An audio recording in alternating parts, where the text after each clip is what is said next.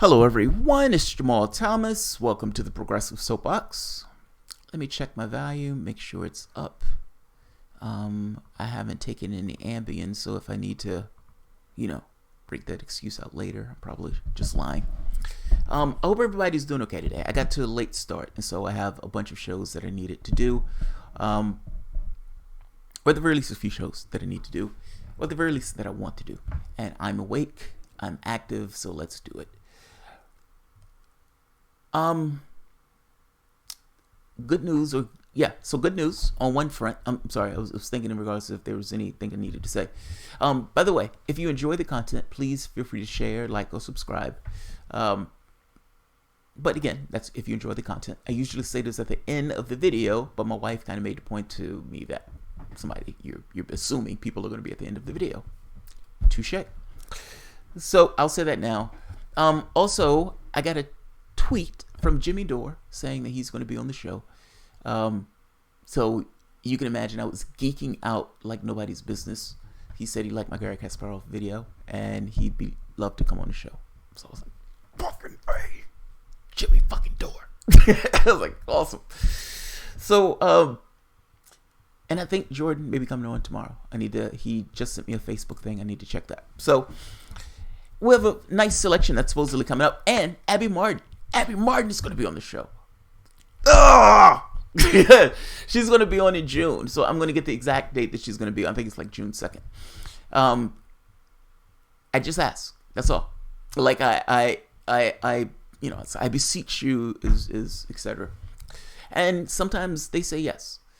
I'm always shocked when they say yes, but sometimes they say yes. So I like all of those people. I think all of those people are awesome. And if you notice, I tend to go after people who I actually like because I like to have interesting interviews and be interested in the person who I'm interviewing. So this is going to be awesome. This is going to be absolutely awesome. I'm going to love that interview. So the thing I want to talk about is Max Blumenthal. Speaking of journalists, Max Blumenthal has been on it. And I follow his Twitter feed, and he never lets me down. What I mean is, usually have some kind of historical context, some reference that I may not have thought of, bringing up a story I might not have seen. And in this particular case, bringing up a story that he himself was in which he is exposing the bias of a panel, or let's say the hypocrisy of a panel. It's the oddity of it, if that makes sense. You're told one thing. You're completely told and always. This thing of freedom, justice, equality, liberty, that's what the United States believes in. That's what the United States pushes for. And yet you see it interacting in sovereign nations. Fair enough. Now, there are certain bodies that the United States has kind of pushed forward in a sense, or have, let's say, a hand in. One of these things is a panel called the Organization of, American States? The OAS panel, the Organization of American States in Washington, D.C. The panel is supposed to be independent, supposed to be non-biased, and this panel came together in a sense to condemn Venezuela. It condemned Venezuela for war crimes. So bad were the war crimes, in fact, that they issued a 44-page report saying that the President Maduro of Venezuela needs to be brought up on charges for the International Criminal Court.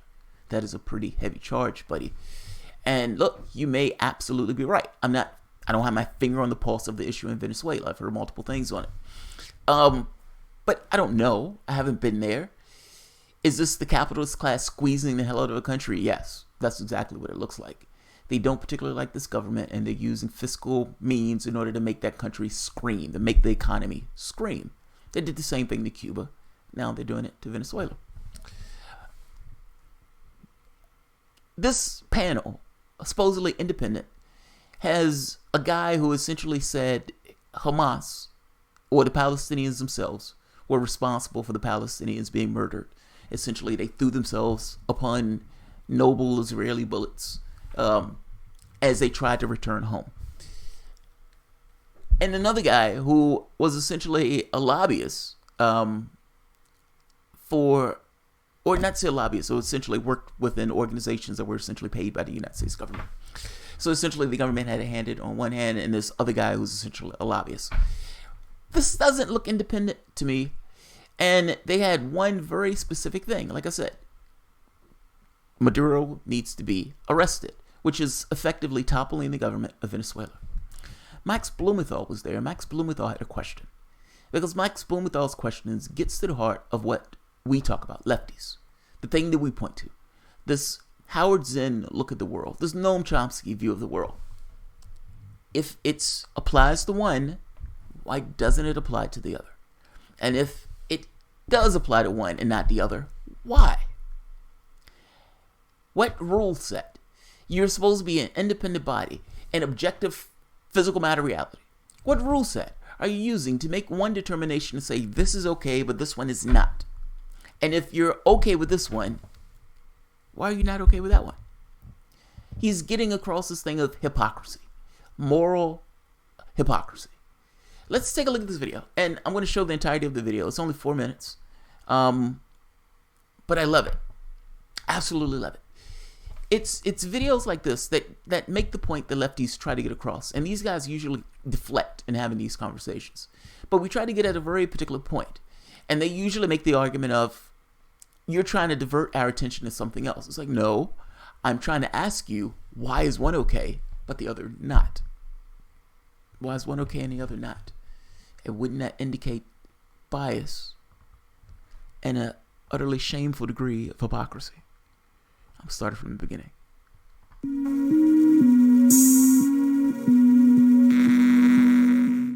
On May 29th, a panel of self-described independent experts held a press conference at the Organization of American States. The panel presented a 400-page report accusing the Venezuelan government of crimes against humanity and demanded the prosecution of Venezuelan President Nicolás Maduro at the International Criminal Court. Heading up the panel was Santiago Canton, an Argentinian human rights lawyer who has led the Latin American program of the National Democratic Institute, an arm of the State Department that pays opposition groups in Venezuela. Also involved in the report and on the panel was Erwin Kotler, a former Canadian parliamentarian and veteran Israel lobbyist who recently blamed Palestinians for Israel's killing of 62 protesters in one day in the Gaza Strip. Kotler was also the lawyer for Leopoldo Lopez, the jailed right-wing coup leader and orchestrator of Venezuela's violent garimbas. Kotler accused Venezuela's government of committing the worst humanitarian crisis in the history of Latin America. Where the government itself is responsible for the worst ever humanitarian crisis in the region. I questioned the members of the panel about their moral consistency and claim of independence. Max Blumenthal. My question is, I was told that independent experts would be at this panel. Mr. Kotler has been a lawyer for the right-wing coup leader Leopoldo Lopez, and he's also spent his career defending Israeli human rights crimes. He recently defended the shooting and killing of 62 protesters in the Gaza Strip, along with the shooting of thousands more. I heard the Secretary General refer to the OAS as a moral force. How can it claim to be a moral force, and how can this report not be considered compromised, considering the involvement of someone like Mr. Kotler, who defends human rights crimes by a U.S. ally while condemning them against a country where the U.S. is openly seeking regime change? And I also would ask about the independence of Mr. Canton. You've been affiliated with the National Democratic Institute, which is connected to the National Endowment for Democracy, which pays opposition groups in Venezuela and cheered on the 2002 coup against Hugo Chavez. So can you please address your own independence? And Mr. Kotler, why did you support the shooting and killing of protesters in the Gaza Strip while condemning those in Venezuela?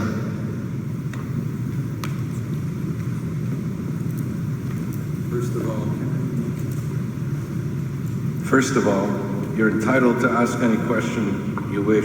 You're not entitled to make misrepresentations of fact and law. I will allow the report to stand on its own with respect to the independent witness testimony of the victims, many of whom appeared before us here in public hearing. By the way, Max Blumenthal didn't ask him anything about the victims. His question had nothing to do with the victims. You telling him that the victims are over there We understand it. Those people suffered. We don't necessarily know who those people are. Those people were probably cherry-picked in order to get whatever political ends they were. They were political props. We get it. I would even go so far as to say, even if you are right, like even if all of your claims, all of the things that you're saying, even if what you're saying is right, okay, so what? You're missing his point. He's asking you something fundamentally different. What? And just so we're clear, Max Blumenthal didn't misrepresent anything. This was the guy's tweet.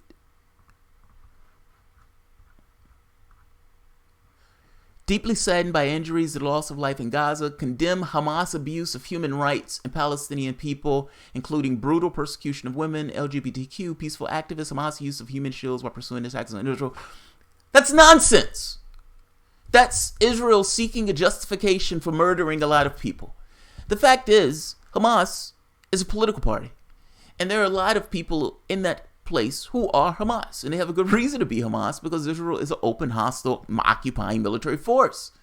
Those people voted for them as if they were in a party. So this idea of Hamas using people as human shields, this was for all intents and purposes a peaceful protest. Israeli snipers. They were using snipers, meaning they're looking through chutes. They've murdered, going all the way back to March 31st, over 190-something people while shooting 500 people in the head. That stat blows me away because it means that those snipers were aiming for heads and knees and groins. They were either trying to injure or trying to kill. When an Israeli person who's in charge of that comes out sends out a tweet, we know where all of these bullets landed. I bet you do know where all these bullets landed. You've just committed a war crime. You've shot into a crowd of peaceful protesters. Yes, they may have been hurling rocks, but you can understand you're occupying their land. You're continuing to steal their land. You're continuing to put them in prison while using military force. 90% of the water that they're drinking in that particular area is not fit for human consumption. You have this other situation where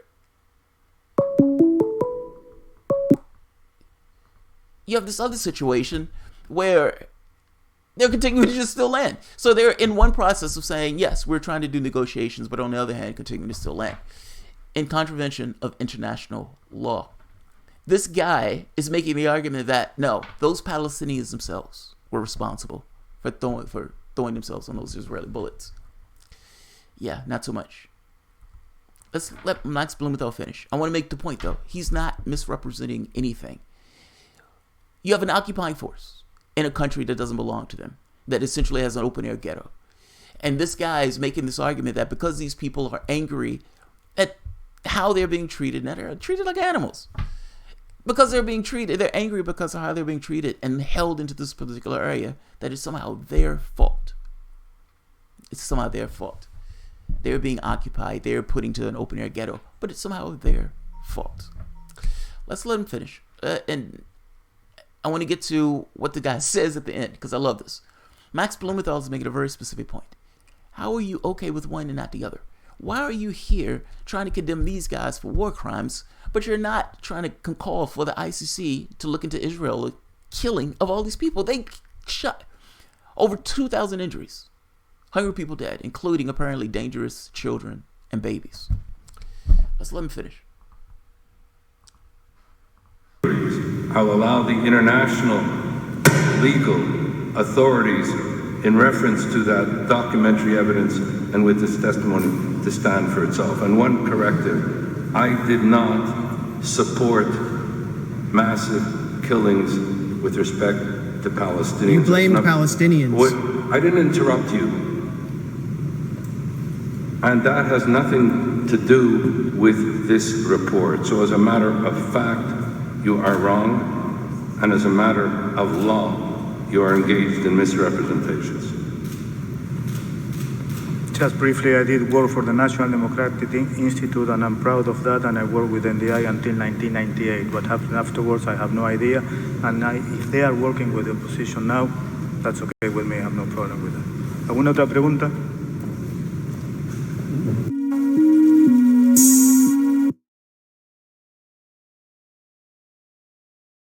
Good job, Max Blumenthal. Good job. I love that. the guy essentially was like, sir, you're misrepresenting these facts. It's like, no, here's the tweets. I can see the tweets. I can read the tweets. You're using a justification of this. It's like the United States using terrorism as a justification for being in Syria when the goal of regime change. Or using the document for Libya saying that we're just going in at to stop Gaddafi for human rights, knowing full goddamn well that those countries went in for regime change. It's the same thing. Stall and steal. That's what it boils down to. So, Strawman Silence, Jamal X calling. Somebody likes to call in the middle of videos. Guess they don't understand the show works. Hello, jerk. Why won't Jamal take my calls? Because I wasn't in the middle of doing my thing. I don't do that until it calls. The gray zone. Yeah, Max Blumenthal was fucking awesome. Jerk, you called in the middle of the show. No, that was somebody else. I hate last questions. Nib high football rules. What? What?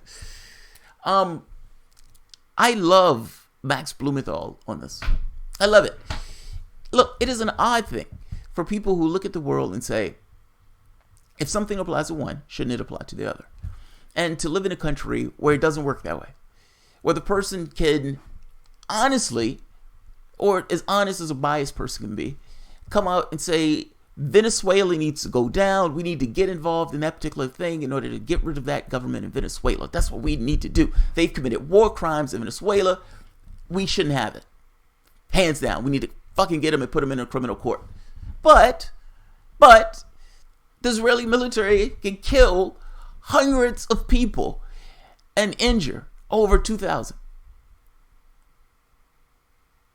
No Israeli soldiers were injured. Now you have a stat that looks like that. One side, 2,000 injured. One side is nuclear weapons. One side is tanks. I read stories today saying Israel under attack, and I was like, are there tanks rolling on Tel Aviv? Does Hamas have tanks? Does Hamas have airplanes and missiles? Israel does. I look, there is something weird when you look at the world in these ways. And yet people do. Max Blumenthal's point in this was, A, you're trying to get involved into a country that you have no business getting involved in, meaning Venezuela. And B, how are you looking at Venezuela in this way, but ignore another country that's doing something similar that you are saying that is taking place in Venezuela? Where's your moral compass on that? The Onion nailed it. Trina be fine. Did you see the Onions? Oh man, the Onion was brutal. There was one picture of an Israeli soldier, and it said something like there was a dangerous baby that he needed to gas because one of the bombs went off and essentially gassed the baby to death in one of the tents that was further away. This stuff was horrendous. It's horrendous. Correct. The general who admitted to green lighting sniping kids need to be surrendered for trial. Gardner. That would never take place. Never take place. I mean, understand, the only reason in that last campaign when they killed over 2,000 Palestinians, it's an open air ghetto. They're dropping bombs on these houses knowing full well that these bombs are going to kill people. There are numerous videos with Israeli soldiers and the way they act in regards to how they interact in these places. But of course they're going to act that way. If you give anybody absolute power in that sense, meaning for the most part you can deprive somebody else of their rights in a particular region of the world, those people will probably act in ways in which they would deprive people of their rights in a particular region of the world. And to be fair, they're people. And what I mean by that is, if you were born an Israeli and you were brought up in a society where, let's say, it was this thing where the right wing whipped up a hysteria about barbarians at the gates. There's always at our gates. There's somebody there at the gates. Somebody at the gates. You have this pity saw case that nobody understands us. Nobody understands us. Everybody is, blaming us, etc., etc. But if you were in that situation, you would think that way. I mean, you may actually have this idea and believe this thing of Zionism, that this is somehow your homeland. They were talking about putting their homeland in other parts of Africa, but You have people who believe the propaganda that somehow they're somehow connected to that particular property. So someone in bumfuck Louisiana who just so happen to be Jewish can somehow go to that particular country and deprive those people of their land. And that is somehow this kind of manifested destiny on steroids in real time, with the rest of the world wringing their hands but doing nothing.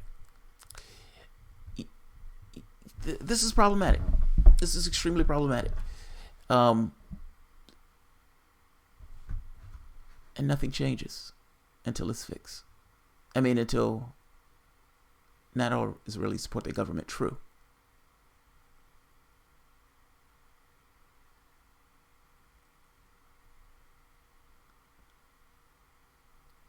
I lost train of thought. Onion nailed it. The Gassy Babies. Yeah, the Gassy Babies was bad. Look, my point is this.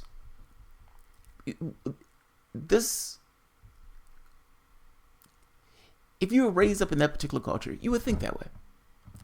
I mean, let's be honest. It's the same thing where if you were raised back in, where they had slavery. If you were a white male, you would think a particular way. Now, that's not everyone. There's going to be a distribution of people who don't necessarily think in those terms. But from a systemic approach, you have a country where you have a right wing that's essentially prodding and pushing people into a particular belief system. And they take on a particular disposition. People join the military almost as this kind of act of faith. But regardless of how they see it, meaning I can understand from an individual standpoint that in a systemic way, they're raised into a culture that pushes them to believe particular things. That's everybody. Nobody can escape that. But in the same way that just because a Nazi was raised to be a Nazi, or fascist was raised to be a fascist, or in this case somebody else was raised up in some other culture, the real world reality of it is that a crime that was committed against them was taken in order to justify a crime against somebody else. And that crime is continuing to take place now. It's weird to see how they don't see the difference between those things. Where he, in one hand, can say, yes, it is perfectly okay to dispossess people of land, and it's perfectly okay for these soldiers to kill these people in this way. But what Maduro is doing in Venezuela is horrendous, and he needs to be brought up on charges. That's insane. The situation doesn't have anything to do with religion. It's all about land grab, yes. Bowl like a leopard. I'm not dodging you. I'm just not taking calls. I didn't take calls on the last one. Israeli isn't racist even though they sterilize and deport Ethiopian Jews because they are black. This dynamic dehumanizes both Israeli soldiers and Palestinians the same way slavery dehumanizes both. So yes. Agreed.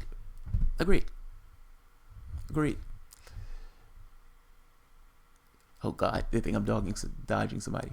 No, dude, I'm not dodging. I just don't need to have a conversation. But you can tweet whatever you want to say. It's an open world. The only thing you've been tweeting is dodging. I honestly don't want to hear the excuse. Like, there's always the excuse. Oh, they're these babies. These dangerous babies. That dangerous 3-year-old almost hurt that soldier. And they're throwing rocks at us. And what are we to do when they're throwing rocks at us? I mean, we didn't have a choice but to shoot and murder all of these people. I mean, come on. At some point, the excuses get ridiculous. You have one side that has hundreds of people dead, thousands of people who were injured. And the other side, none. And then the excuses. And by the way, Israel does not represent all Jews, nor does it represent all Israelis. That needs to be understood. A critique on the government of Israel is not a critique on Jews as a group. But Israel is a state. And in the same way I critique the United States or critique the UK when they're fucking up or doing something horrendous, they get critiqued too. Especially when you're killing people openly. So yeah. Israel has prisons filled with kids. Yeah, this is fucking gross. They straight up drag an 8-year-old off the streets. Yes. Yeah, exactly. Bold like a leopard, answer for that. I mean, if you want to answer for it, you have all the space in the world to tweet it out. Have at it. Our forefathers would make it illegal to boycott Israel. Well, they're trying to do it now. They're trying to do it now. I mean, but come on. It's always... I'm sick of the excuses. And the excuses don't pile up to anything. Ultimately, let's be honest. This has nothing to do with fairness. This has everything to do with domination. And we want to win. We want to take the land. And it's this neo-manifest destiny where these guys are going to colonize that area. Look, you have two options. You guys either come together and fix the shit in some kind of arrangement, or you end up doing what the United States did to the Native American population, which is essentially wipe them out. You're stealing land. 90% of that territory is almost unlivable. You cut off their power when they started protesting because you got pissed off that they were protesting about their land being stolen. I mean, come on. Be honest. Be honest. Call it what it is. I understand you have a certain association with the territory, but be honest. Be honest. There are horrific reports of sexual abuse deaths coming out of Israel kid prisons. Check Breaking the Set, or what is called Breaking the Silence, where Israeli soldiers themselves talk about what takes place in regards to these campaigns. I mean, yeah, dude, I understand you have a point of view. Yeah, I understand your point of view. It's 1 a.m. here. I'm not trying to have a debate. On that end, even though I agree with Jamal, I'm open to hear opposition opinions. He can make all his opinions he wants. It's called losing a war. There you go. There you go. I mean, honestly, if that's what you're saying, if that's your excuse, then that's your excuse. It's called losing a war. You heard it from him. It's okay for us to do anything we want. We can steal all the land we want. We can dispossess all of these people because it's called losing a war. A war that was started when Israel was essentially, well, taking land. All of this has everything to do with the land and nothing to do with religion. Religion may be used as a vehicle for which to express that rage. But if your excuse is, we can do whatever we want to human beings, including keeping them in open-air ghettos and killing them off in this kind of genocidal thing, because it's called losing a war. There you go. Fair enough. Fair enough. I appreciate that. That's honest. That's honest. Muslims are stealing Sweden and most of Europe right now. That's because they're fleeing from their country. I mean, come on. Palestinians dispossess Lebanese villagers at Damon. Where's your video about that? You guys have just murdered hundreds of people on a border. Not just murdered hundreds of people. You guys have shot thousands. And your question to me is, what about my video on some kind of Lebanese thing because Palestinians dispossess Lebanese? You are actively stealing people's land and putting people in cages. Do you understand what I'm saying to you? You have this idea that because you won a war of sorts, that you can just steal land and treat people in the way that you've been treating them. You're putting kids in prisons. You're torturing kids. You fucking kidding me? We won a war, so we can do whatever we want. Okay. Yeah.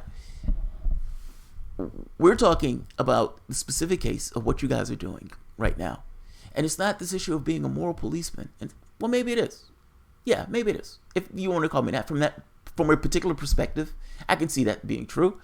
If you're saying I'm criticizing you, but yeah, I'm criticizing you because you guys are murdering people and injuring people. And you've stolen other people's land. And in order to keep it up, you've essentially started to steal more land. Look, my point is this. There is no honest arbiter in this. Benjamin Netanyahu is not interested in any kind of peace arrangement. He wants to take the country. He wants a quote-unquote Jewish state. So he wants to take all of this land. The United States is going to protect Israel in anything that takes place. So there is no impetus at all for Israel to do anything about changing the dynamic that's taking place. So I don't know how you get a peace agreement in a situation where one side is essentially perfectly okay with the way things are because they can just incrementally take and take and take. Manifest destiny. I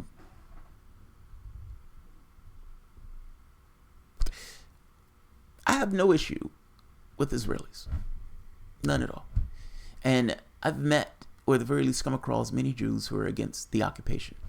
I've even come across people who are extremely, let's say, protective of Israel, while at the same token condemnative of some of the things that they do. So I've seen people across the board in regards to the stripes. So I don't put this at the doorstep of religious belief or race. I put it where it belongs. Certain people have the opportunity to be advantaged themselves at the expense of others. And just like slavery in the United States, just like the conditions in certain fascist countries,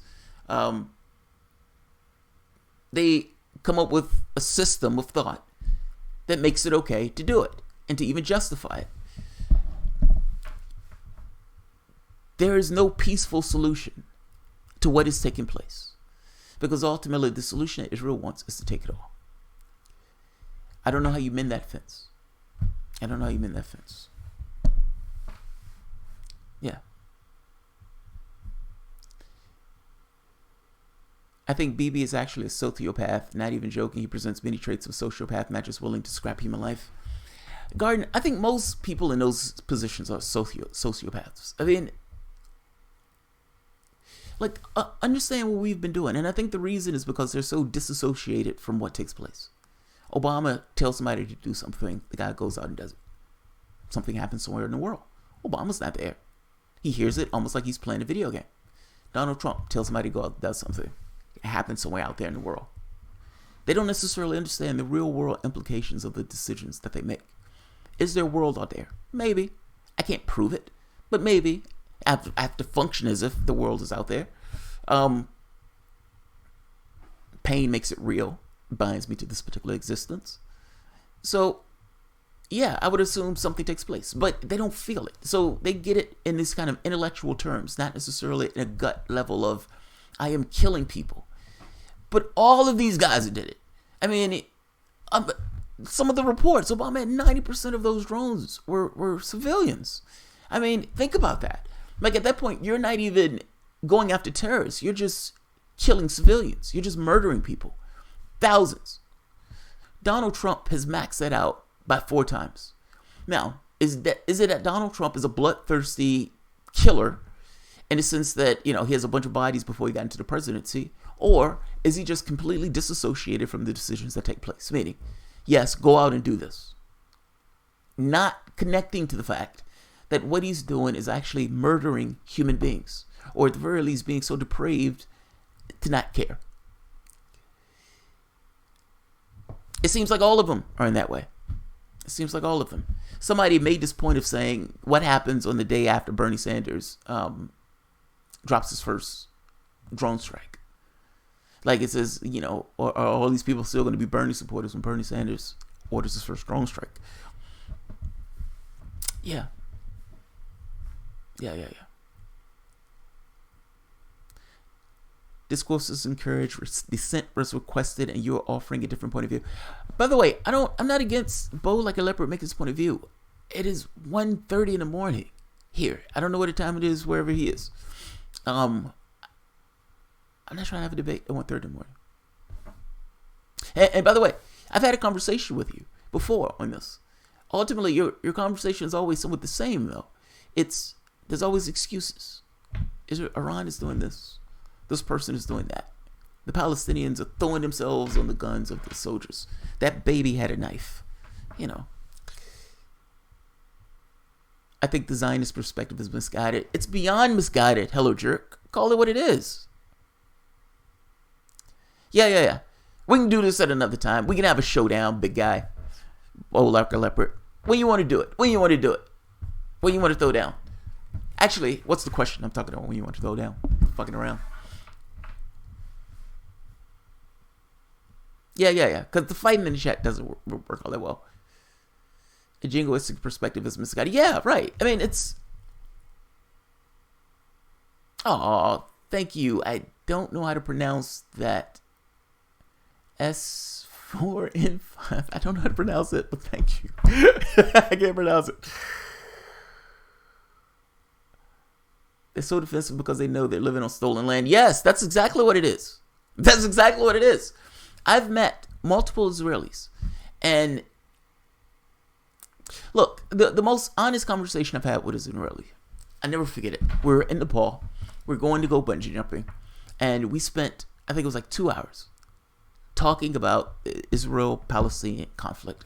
It was a conversation I didn't want. It was a conversation that he pushed on because he heard me saying I was in areas of Palestine, and I saw, as soon as I said it, I could see him perk his ears up and start walking around, coming his way to me, and I was like, oh, fuck. Oh, fuck. And we sat there and talked for hours. Very polite, amazing English, and very defensive. And understand, at this point, I had come out of Egypt. I had been in Egypt for like 3 weeks. And so the picture that you get in Egypt is different than the picture that you get in America. You actually get real news. And so you see this other perspective, you're like, oh my God, that's fucked up. And, you talk to him about this. And he's explaining it away. And some of it you can kind of understand. But other of it, you still end up in this thing. But dude, you're in somebody else's land. You certainly can understand that if you're pulling up somebody's their food, that they're not going to have food. And the amount of money that you give them may not compensate them for what you just did. Also, you're supposed to believe that you guys are doing this purely on good faith. Why is good faith built into this process when some of these people can, let's be honest, based upon the way the system has ended up, may have certain negative feelings towards Arabs? At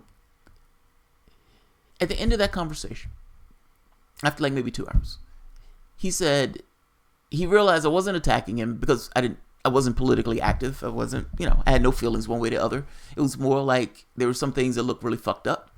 When I was talking to Palestinians, I was taking the Israeli side, oddly enough, saying you can't just open the borders. I mean, whether you're right or wrong, you've pissed off people, and some people may harbor some feelings. There's issues of trust. Israel has to be safe regardless of whatever the solution is, meaning Israel has to exist. Otherwise, there's never going to be a solution. In the same way that you need to have a Palestinian state, otherwise there's never going to be a solution. Otherwise, you meld those two together and create something else. She was like, open the borders. And I was like, you can't do that. They're going to have bombings if you open the borders that way. And she's like, well, yeah, but... It's like, but what? Nobody in their right mind is going to do that. But the same token, talking to him, you end up on this other side of like, yeah, dude, but some of this stuff is really fucked up. At the end of that conversation, he said, look, I can understand why some people would take issue with how this stuff looks. If I was outside of this, I may have issue also seeing the way the stories are covered and seeing what takes place. He said, I lived in Muslim communities and I could see how they live and what they experience. And I can see where people come from when they're saying this. That was honest. Like, that's not necessarily giving this kind of condemnation of Israel. If anything, I can at least get the other perspective. I see where they're coming from. I see why they take these dispositions. I see why they may throw rocks. I see why they may light things on fire. I understand why they're pissed off. That's honest. That's not saying your country shouldn't exist. That's just being honest about the realities of being there. His friend disliked me. His friend disliked me immensely. And I don't know if it was because of the tenor of the conversation. What? I don't know. That being said, I never forget this. I wasn't in the best of health when we did the bungee jump. And I didn't realize that we were going to have to climb right back up the mountain. Meaning, have to climb back up that fucking mountain after we jumping off the bungee thing. I thought there would be an elevator or something. Not so much. We're in Nepal. It's not the safest place on the planet when you're trying to climb up something. There are no rails, nothing like that. It takes me hours to get back up that fucking mountain. Most people made it up like in 30 minutes. I think I was like 2.5 hours still trying to climb up the mountain. I was in really bad shape. And the person who came back was an Israeli soldier. I never forget it. Like it's like, despite the conversation and everything else, it was, where is he? We need to find him. It's like we can't leave without him. We'll go back for him. And even going so far as be like, hey, yo, we're going to a party later tonight. You want to go? At that point, I was so fucked up. I think I laid in bed for like days on end.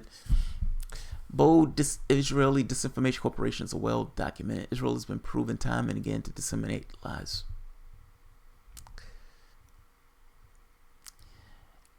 Yeah.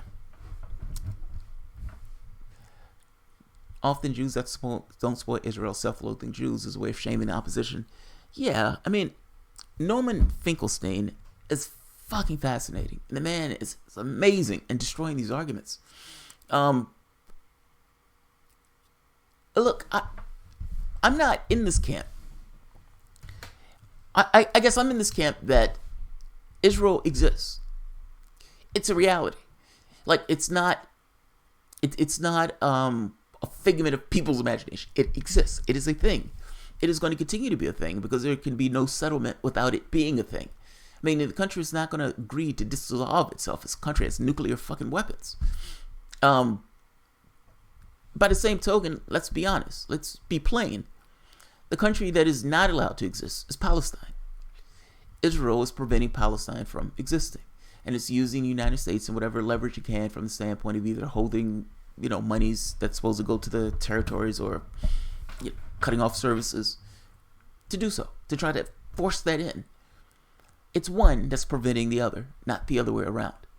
It's always said that Palestinians are trying to destroy the state of Israel. Well, it's only one that's doing that. It's the only one that's doing that. Also, you get to this question of how do you unravel that? Because you've pissed off a lot of people for a very long time.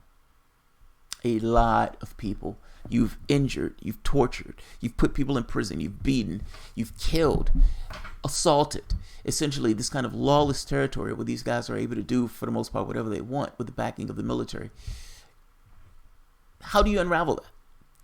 Not to mention that, how do you unravel the dehumanization that has taken place with your own soldiers and your own people in that country from putting Arabs in that particular disposition? You can't just open the gates. At least I don't think so. I mean, I don't know how you unravel these pieces. I guess South Africa would be somewhat of a decent model of figuring out how to unravel it. But you had a specific figure of Mandela who was trying to be this peacenik in regards to making those things. Unraveling those things or mending those things. But in this case, you have one side that is utterly dominant. Why would that side that's utterly dominant give up any of that dominance? With this understanding that for as long as it doesn't, this will remain an issue. Yeah. It's fuck this.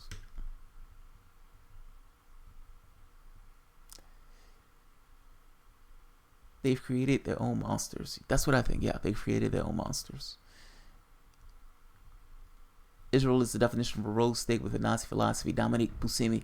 The Zionism thing is weird, man. It's just so bizarre. So bizarre. But I think it goes in line with this thing of societies seek to justify themselves. They do. I mean, slavery had its own justification. African Americans were 3/5 of a human being. They were subhuman. They were ignorant, etc., etc. Now, mind you, all of this was purely just based on the system itself. There was no reality to it. The reality was generated purely because they needed those people to be slaves. They needed them in that very particular disposition in order for themselves to get magnificently wealthy. But what was the reality? The reality was they had cognitive ability just like the person who was putting him as a slave. The society organized itself to accommodate it and instituted structures and belief system and thoughts in order to enshrine it the way it is in order to persist that society. I strongly suspect that all societies do it, including that one. And go back before slavery, Manifest Destiny.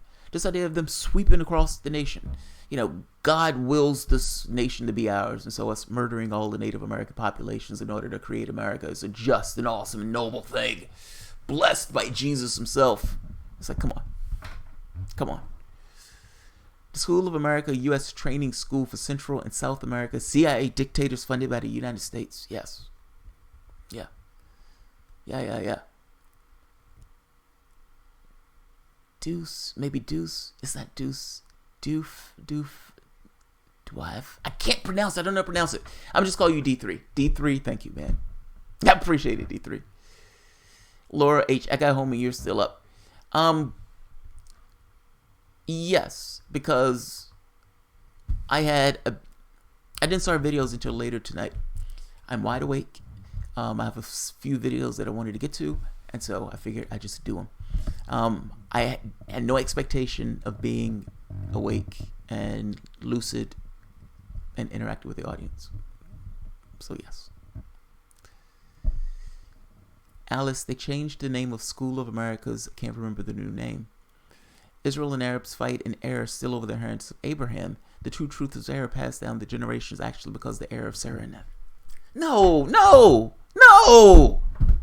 Seek truth and light. No. This is not religion. I'm sorry, this is not religion. God, fucking Britain, man. Britain, essentially, at the end of World War I, Britain was somewhat of a fragile empire. I mean, even though it had more territory, I think it had like 25% of the globe. It was somewhat of a fragile empire. The Belle Fleur, Britain at the time of the war was promising things to pretty much everybody. It was promising land to Arabs, and it was promising land to Jews. Arabs wanted to have an Arab state, in which case the Brits say, yeah, we'll do that. That's awesome. That's great. You go out and you rally up the Ottomans and the Ottoman Empire. And Jews wanted theirs. At the end of it, Belle Fleur essentially gave that land to the Jews. The Arabs at the time wasn't a big deal, but when they started realizing that more and more started to be imported and buying up land, well, then at that point you have an issue. You have a huge number of people who are immigrating into a particular area, displacing the population that's already there. That population didn't like it. Of course they didn't like it. You're taking their land. You're buying up their land. So this was Britain's. This was Britain parsing up the world in this way, essentially creating this kind of colonialization in that part of the world, in the Arab region of the world, in the Palestinian region of the world. It wasn't their land to give. That's my point. How on earth are you giving away somebody else's land? That's an amazing thing. But that's essentially what Britain did. The thing is, Palestine or Israel, there were other locations that they thought about putting Israel in. There's no connection to that land. There are other locations in that region of the world, in Africa, where they were talking about putting Israel in. So this idea that there's some kind of special connection to it, that's ideology built up in order to justify essentially the stealing of land. This is aggravating. See, that is in fact part of it, these old rivalries. Yes, thank you, Alice. My mind is going same way the Americans were colonized. Yeah, same way. I mean, we don't call it colonialization, but ultimately you had Europe allowing Europeans to go into a particular region of Africa and set up shop and take up that land. I mean, come on. The conflict that you have now is not a religious one. It's one that was essentially started by Britain being masters of the universe and giving away land. Beyond that point, this is kind of why I'm so against our intervention in these other countries. It doesn't bring us any good thing. The world that we have today, the current setup and arrangement of the world, are essentially eddies and currents going all the way back to World War I. The conflict, meaning the Israeli-Palestinian conflict, even the United States being a superpower, all of this stuff, us being policemen of the world, being one major superpower, being a fulcrum for the rest of the world, because if you have multiples, you can, if you have one thing of justice, or that ideology believing, if you have one domination of sorts, everything else can kind of go around and you could create or prevent wars and all this other stuff. All of that stuff is an after effect from World War I. Yes, I know you can make a point of saying going back further to the French and Indian War, but my point is, it didn't come to good ends. Meaning our changes, our fucking around with this stuff, it didn't necessarily make the world a better place.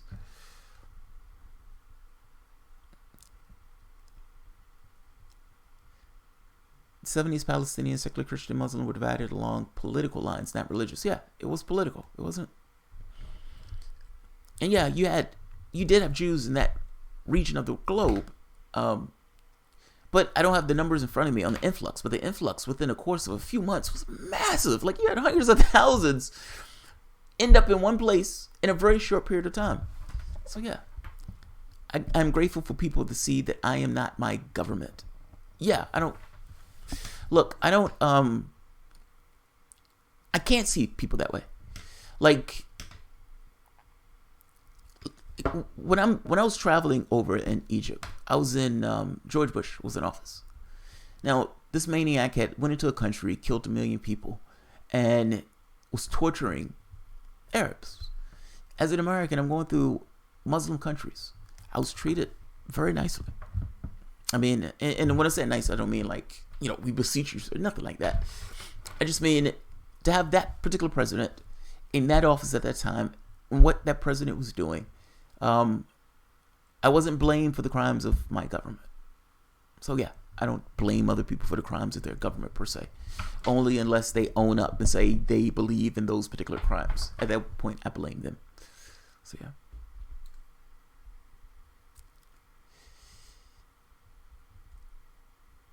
I wouldn't say the rivalries are the deciding factor here, but they do play a role. The rivalries began in the 20s and the 30s when the European Jews began mass immigration in the direction of Zionism. Yes. Can you give the ISBN number? Oh, God.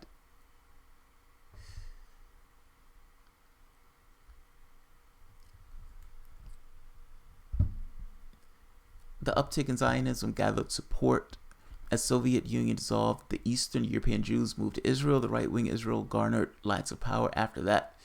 Well, but you can understand why, right? It's self-interest. I want a place to call my own. We want a place to be safe. We have it. What do we need to believe in order to make this shit work? The ideology is wrapped around the want, what they need, what they want to accomplish. It's not, the ideology didn't come first. At least I don't think so. Seek truth and light. It's a paradox. Multiple religions which you can't see in spirit, the spirit of the way of truth. I have no idea what that means. I disagree. If you're complacent to the crimes of the government and turn a blind eye, you have enabled the system. You are at fault. Duck Eddie. No. Don't misunderstand me, Duck Eddie. People are robots. Like, there's an aspect of people that are people, but people are robots. They're if you were in Israel right now, if you were born in Israel as a kid right now, you would behave as the Israelis are behaving. Is that your fault? You were raised in a particular system. You had certain implicit and explicit things put into your head. Is it your fault? The answer is no. Now, at some point you can say, well, at some point this person should be able to think for themselves. But why? You've given them a workable point of view that essentially indoctrinated them into a belief system that propagates the government the way the government is. How can I blame a person when a systemic way is the thing that's putting that stuff in their heads?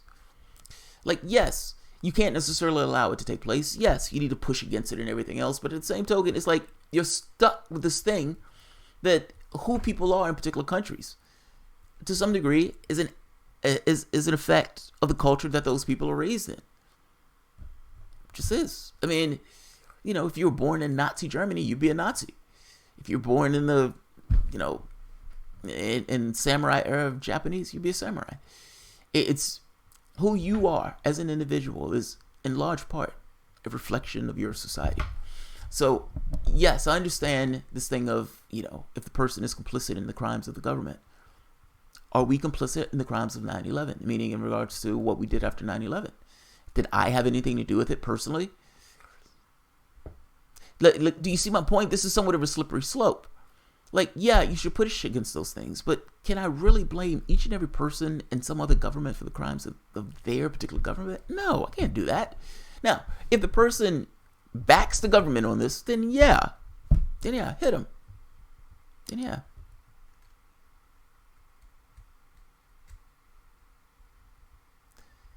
BDS is gaining support worldwide. Alice, well, the reason it's gaining support is because these crimes are getting more atrocious. The last time Israel went into what is called intifada, they killed 80%. What it was 2,000 people that were killed. There we go. All right, I'm going to end this one. This one has went a hell of a lot longer than I thought. I honestly thought this was going to be like 10 minutes. Thing of calling a spade a spade. It's the most simplistic way of looking at the world, but it turns out to be right. If I apply a standard to one, should I apply the standard to the other? And if not, why? You as a thinking being may come up with all sorts of reasons and everything else. But why? And if a person is given this kind of unequal justice, why are they given this kind of biased, unequal justice? Meaning, when you look at the papers, it has a certain disposition that has a significant tilt in the direction of Israel. The politicians, a significant tilt in the direction of Israel. You have them murdering people en masse. And many of these politicians said squat, while at the same token calling Bashar al-Assad an animal. Calling Bashar al-Assad an animal. And this guy's out there talking about we need to get rid of Venezuela, while simultaneously saying Hamas is throwing themselves on bullets. These noble soldiers. Max Blumenthal brings up this point of the moral hypocrisy.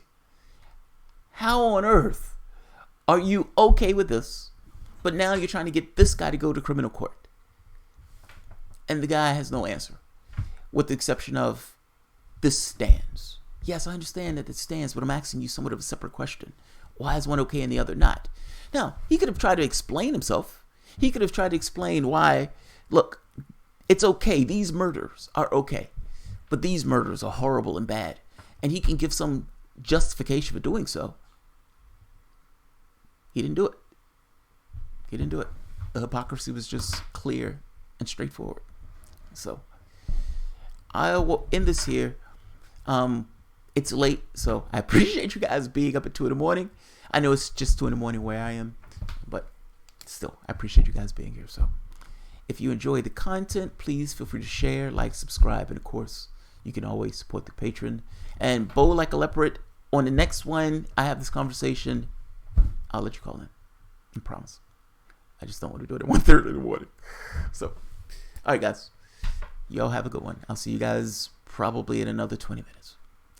There's a list. I try to get a list of videos. What I end up doing is, in the mornings, I try to find things that jump out at me, things that interest me, things that are, that I think are decent. And as I'm reading through the stories, sometimes I have to cross-reference and everything else, so sometimes my mornings are longer than others. But by the time I do get to the point of doing the stories themselves, at that point, you've kind of whittled down the stories that you want to do. So there are a group of stories that I kind of wanted to do today.